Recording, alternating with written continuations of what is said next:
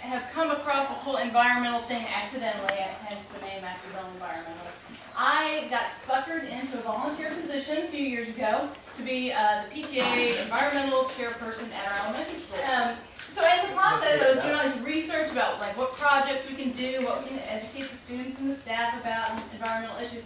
And the more I researched, the more I came across the point that really we as Catholics have an advantage on this whole environmentalism thing, because if we live the life that we've been taught to live through the church and all the sacraments, an environmentally friendly life flows perfectly from that.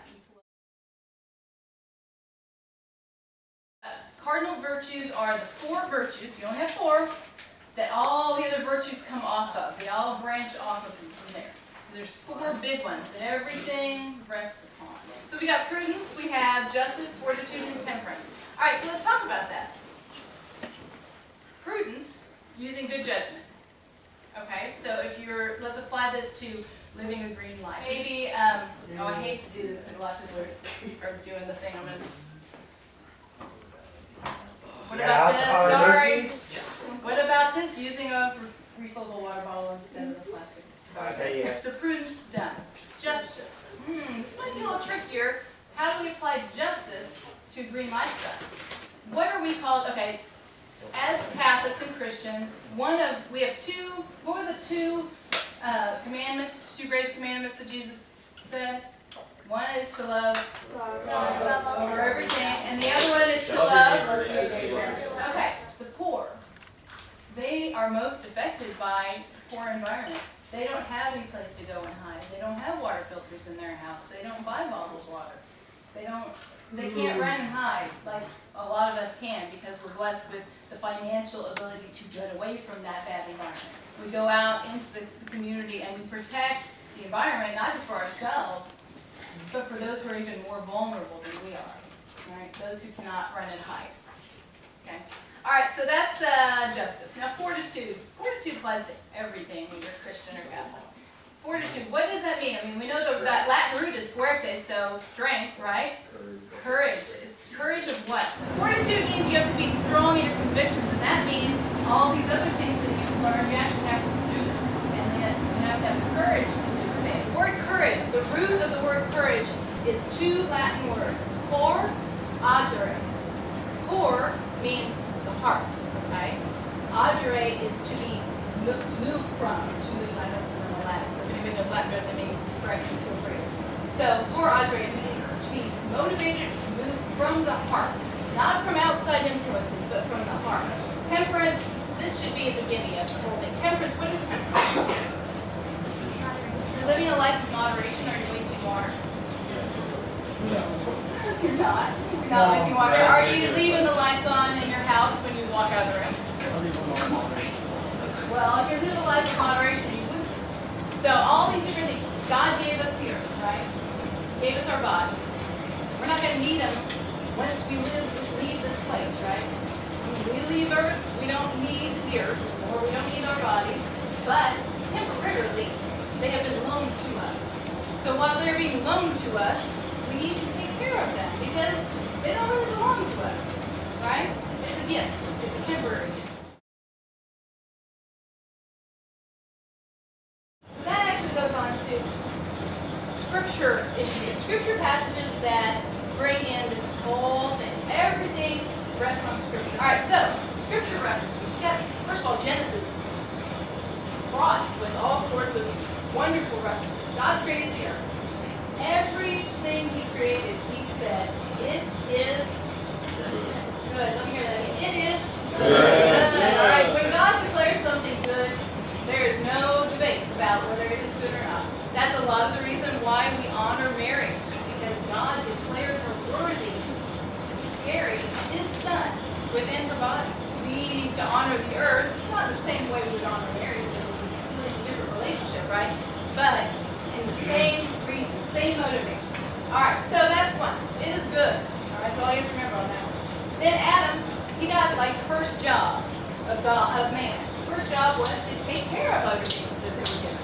Adam got to name everything, got to take care of everything, but it was a big responsibility, all right? Dominion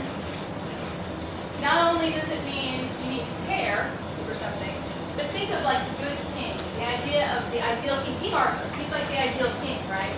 We don't know if he was real or not, but he's the ideal image of what a king was supposed to be.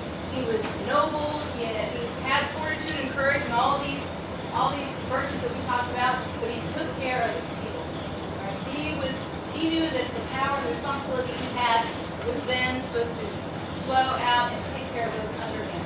All right, and that's kind of that social justice that we were talking about too, right? The justice, taking care of those who are lesser or more vulnerable. All right, so one of the big New Testament scripture passages, excuse me, I'm trying to get drawn out, Matthew, and it's the parable of the talents. Does anybody remember that parable? Anyone? Brian? Okay, so you remember? All right, so the parable of the talents is where a landlord comes with I think it's the landlord, I don't remember. Anyway, so this landlord, for the sake of my speech, and he comes to his 3 stewards, and he says, okay, I'm giving you 5 talents, live in town, take care of my talents. Okay, everything cheap. He leaves town.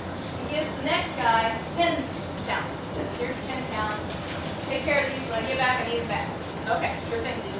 And so he goes to the next guy and he gives him 15. And says, same thing. Take care of this, I'll be back. Well, he walks off, he goes and does his trip. And meanwhile, one of them buries his own double less. He's got 5 talents. I'm kind of winging these numbers. It's all generalized. So he takes his 5 talents and he buries them, right? Because he did not want to mess up. Did not want to risk losing those talents.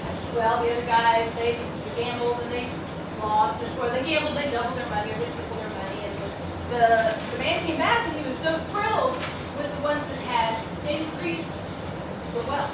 And he got so mad at that one guy who buried it. It's about the gifts that we've been given.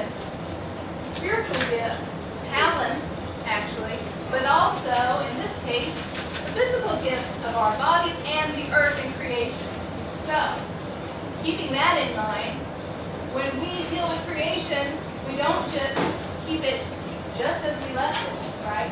So it's that whole idea of Boy Scouts are reading into this and Girl Scouts, leave it better than when you came to it, right? So you want it to be even better. So you want to nurture it and make it grow, make it better.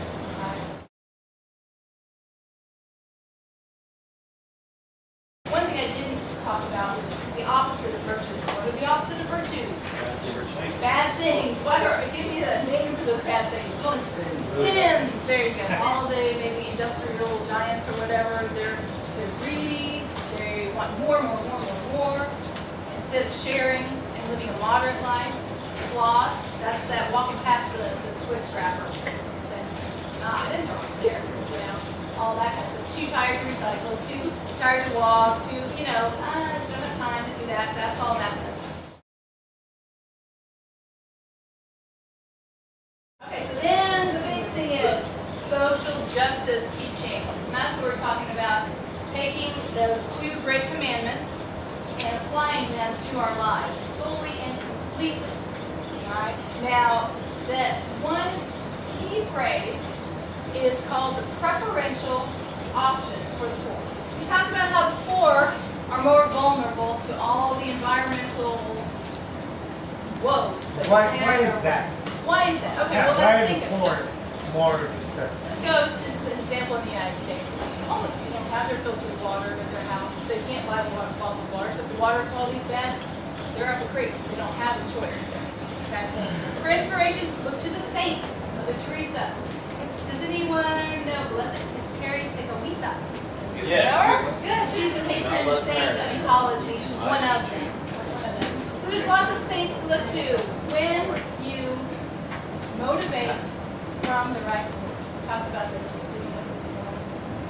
It's all about showing our love for the Creator. We do need to remember that how we treat what we use is a direct reflection of our love for God, created and gave to us. So that is all. I hope you enjoyed it. I like talking to you guys about it.